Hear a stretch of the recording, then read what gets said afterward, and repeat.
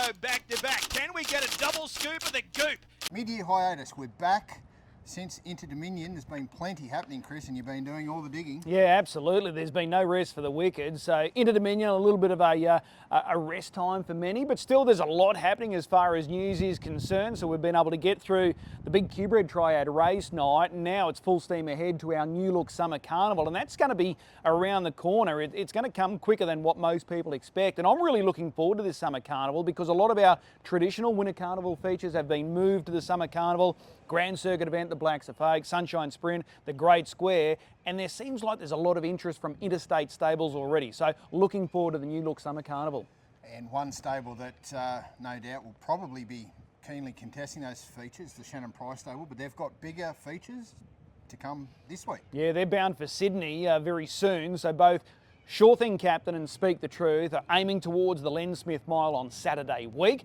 So Speak the Truth will have his final hit out on Saturday night. Sure Thing Captain trial between races today.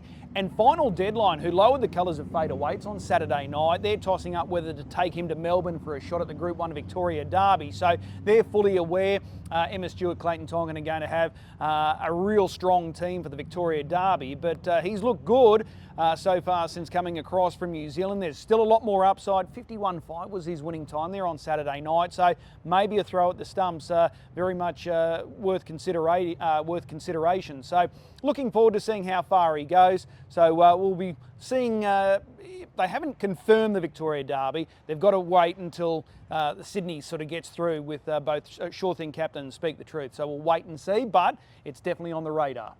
Speaking of the Len Smith Mile, I heard something this morning, and I'd like to think it's wrong about the janitor and his prospects of getting in that race. Yeah, well, it'll be very interesting. He's set to resume on Saturday night. So is it possible? Is it likely that we could have 3 runners in that Group 1 feature coming up Saturday week?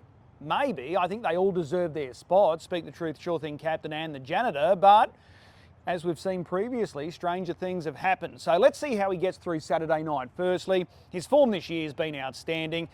Good test for him on Saturday night. Gate 7 in a field of 7. Speak the Truth draws 1. Frankie Ferocious back in winning form. He's drawn in 5. So it's not going to be easy, but let's just see how he performs. But do all 3 Queenslanders get a start? Fingers crossed they do.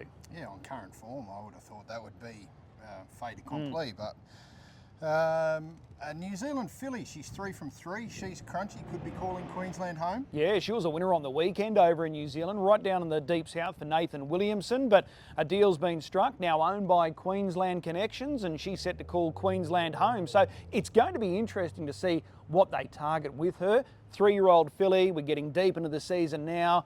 Is there any sort of remaining targets that they want to focus on, or are they looking to the bigger picture next year as a 4-year-old? So that's going to be interesting, but she was good there on Sunday, no doubt about that.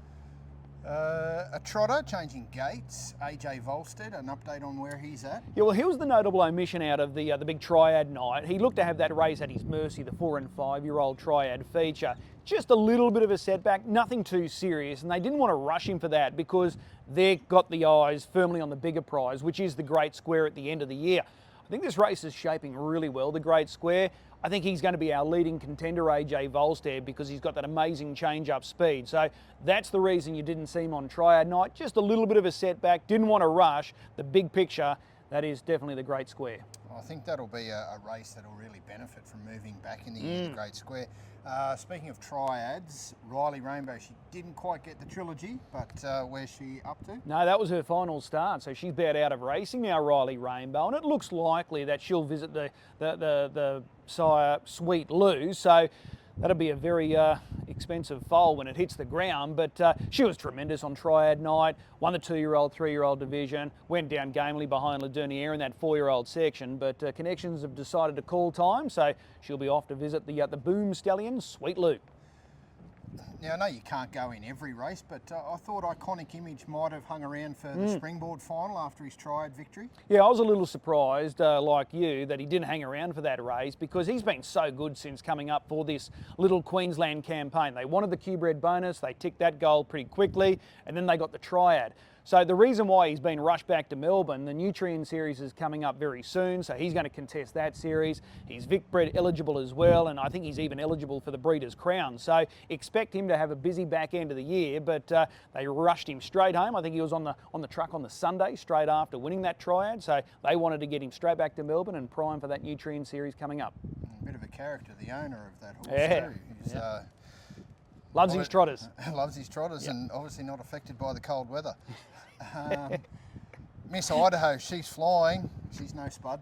No, definitely not. And naturally, the interest from America continues to grow. When you're building a record like she has, she's unbeaten here in the Sunshine State. Naturally, the American connections are going to keep calling. And that's the scenario that Pat Krogan and his owners are facing with Miss Idaho. She was really clinical again here on Saturday night. So the decision has to be made sooner rather than later. Are they going to accept these offers, or are they going to keep fending off the agents that keep calling? We'll wait and see, but she's attracting a lot of interest. Only a young mare as well, lightly raced.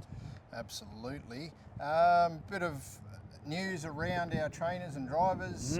Matt and Narissa Elkins, we've got an update there. Yeah, they've welcomed their first child, a baby girl, so congratulations to Matt and Narissa. I'm led to believe that Mum and Bub are doing really well, so there's an addition to the Elkins stable, and it's a little filly, so it'll be interesting to see in time to come if she goes down this path. I don't think she's going to have much say. I think she's going to be surrounded by horses from day dot, so I think she's going to be a future driver. I'll throw one at you here off notice.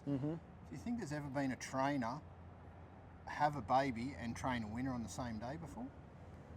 Oh, no. No. Marissa managed that today, so well done there to the team. Gemma Hewitt and Brendan Barnes, they're sailing the Greek Isles, I believe. Yeah, they're low flying on a nice little overseas holiday, so we wish them all the best. I tell you what, their new stable since moving out to the Western Corridor at Haigs Lee, they've swelled in numbers and they're doing a big job as well. Didn't have a great deal of luck on the recent triad night, didn't get any favours with some awkward draws, but they're enjoying some R&R, so expect them to come back very, very fit and very suntan, so all the best there.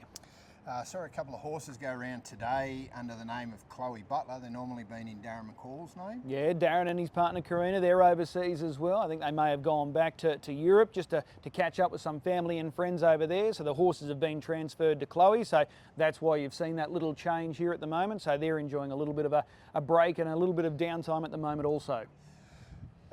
Trent Moffat, Natty Pagger, a horse he formerly trained and probably will go back to his name. He was a winner today. He's got an updated, pretty nasty injury there a few weeks back now. Too right. He hasn't driven for about 3 months now because he got kicked by a horse when he was shoeing one. So he's been out of action, suffered a really bad injury to his elbow and also to his sternum, ribcage area. So he's been on the DL for quite some time. So good to see him back at the races today. Natty Pagger was able to score. So hopefully we'll start seeing a few horses back in his name and the winners keep flowing because he's a good guy, Trent Moffat.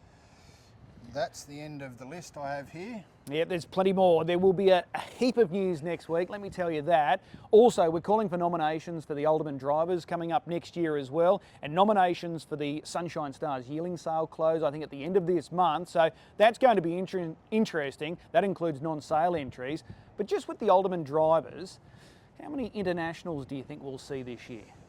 Or next year? Yeah, 2026, February. Of course, the dates have been announced for that as well. Okay. So, yeah, I'm 3 not sure. again? Yeah, 3 or 4, I think. Yeah. I think there might be a bit further afield this time. So, looking forward to that. Yeah, see what pans out in the, in the slot. Who gets the slots? Who gets the slots? And how big will the slots be this time? I think there's going to be a big emphasis on how big these syndicates are that are vying for a slot. The bigger the better.